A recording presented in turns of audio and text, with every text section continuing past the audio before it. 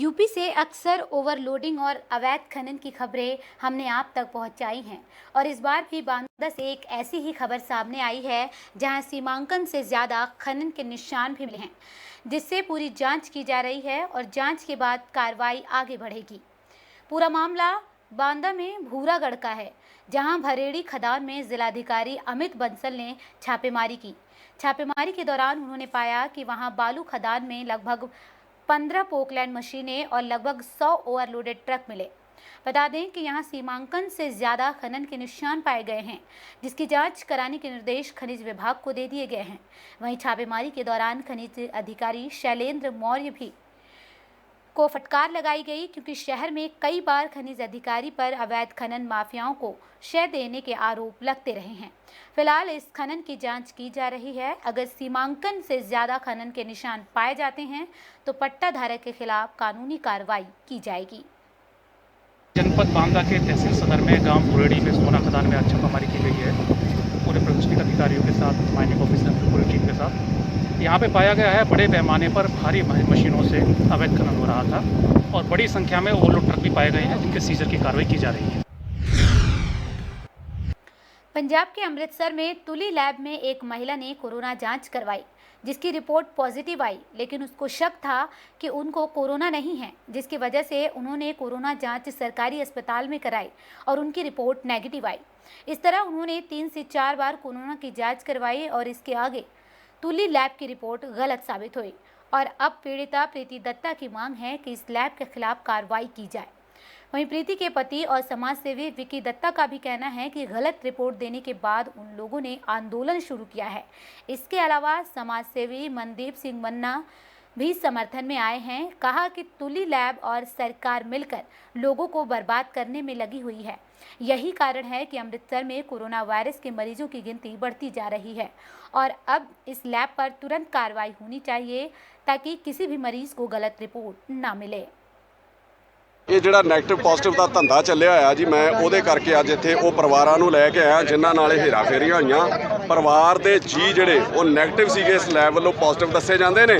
ਉਸ ਤੋਂ ਬਾਅਦ ਇਹਨਾਂ ਦੇ ਹਸਪਤਾਲਾਂ 'ਚ ਪ੍ਰਾਈਵੇਟ 'ਚ ਪੈਕੇਜ ਕਰਾਏ ਜਾਂਦੇ ਨੇ। ਇਹਦੀ ਆੜ 'ਚ ਜਿਹੜੀ ਲੁੱਟ ਮਚੀ ਆ, ਇਸ ਕਰਕੇ ਇਹਨਾਂ ਪਰਿਵਾਰਾਂ ਨੂੰ ਲੈ ਕੇ ਆਇਆ ਕਿ ਇਹਨਾਂ ਵੱਲੋਂ ਪੋਜ਼ਿਟਿਵ ਦਿੱਤੇ ਗਏ, ਸਰਕਾਰੀ ਹਸਪਤਾਲ ਵੱਲੋਂ ਨੈਗੇਟਿਵ ਆ ਗਏ। ਫਿਰ ਗਲਤ ਕੌਣ ਹੈ? ਜਾਂ ਤੇ ਇਹਨਾਂ ਕੋਲ ਕਾਬਲ ਡਾਕਟਰ ਨਹੀਂ ਹੈਗੇ ਤੇ ਜਾਂ ਇਹ ਫਿਰ 420 ਕਰ ਰਹੇ ਨੇ।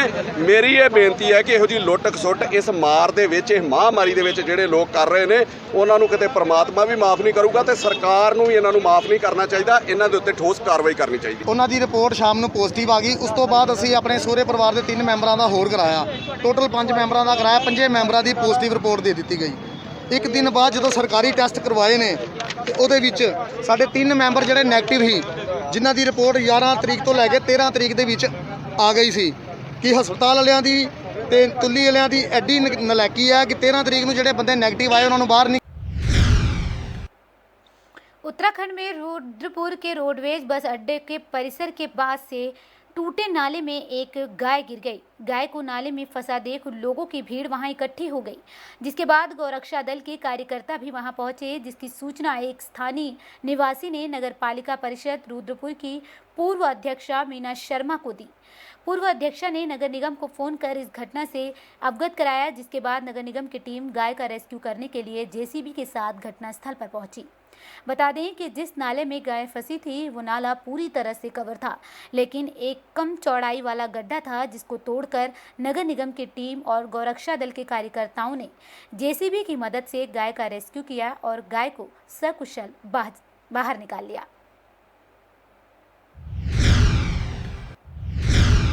गुरु नगरी अमृतसर में कोरोना के 17 नए मामले सामने आने के बाद कोरोना रोगियों की संख्या बढ़कर 630 हो गई।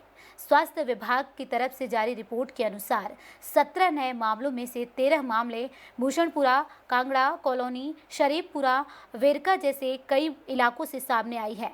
इसके अलावा अनंगगढ़ निवासी 85 वर्षीय व्यक्ति की कोरोना से मौत के साथ ही मरने वालों की संख्या 21 हो गई है। रिपोर्ट के अनुसार 630 मरीजों में से 454 मरीज ठीक होकर घर जा चुके हैं, जबकि 155 कोरोना रोगियों का इलाज अभी भी चल रहा है। वहीं तहसील अजनाला में बीएसएफ के 16 जवानों की रिपोर्ट पॉजिटिव आई और तुली लैब के बारे में भी सिविल सर्जन जुगल कुमार से बात की गई कि कोरोना की गलत रिपोर्ट वहां से दी जा रही है, जिस पर उन्होंने उच्च अधिकारियों की तरफ से कार्रवाई करने की बात कही। आज हमारे यहाँ 17 पॉजिटिव केसेस आए हैं, जिनमें से 13 जो हैं हमारे फ्लू कॉर्नर से सिम्टोमेटिक केसेस रिपोर्ट हुए हैं और 4 केसेस कंटैक्ट के हैं जो ऑलरेडी अवतार सिंह जिनकी डेथ हो चुकी है उनके रिश्तेदार हैं, जिनमें एक उनकी वाइफ है और 3 उनकी बेटियां हैं। ये 4 जे पॉजिटिव हैं। टोटल 17 पेशेंट आ गए हैं और एक डेथ जो है वो रिपोर्ट हुई है। यूपी के बलिया में बीजेपी सांसद और किसान मोर्चा के राष्ट्रीय अध्यक्ष वीरेंद्र सिंह मस्त की ओर से सब्जी किसानों के लिए बड़ी खबर आई है। कोरोना महामारी से सब्जी किसानों के बड़े घाटे के बाद मोदी सरकार ने बड़ा फैसला लिया है, जिसके तहत भारत सरकार अब धान और गेहूं की तर्ज पर सब्जी किसानों से सीधे हरी सब्जियां और फल खरीदेगी। सेना की कैंटीन सहित police canteen co operative society के कैंटीनों में सरकार सब्जी फल पहुंचाएगी, जिससे किसानों को अच्छे दाम मिलेंगे। सांसद ने दावा किया है कि देश की अर्थव्यवस्था को जीडीपी से नापें, लोग 2022 तक किसानों की आमदनी दोगुनी हो जाएगी।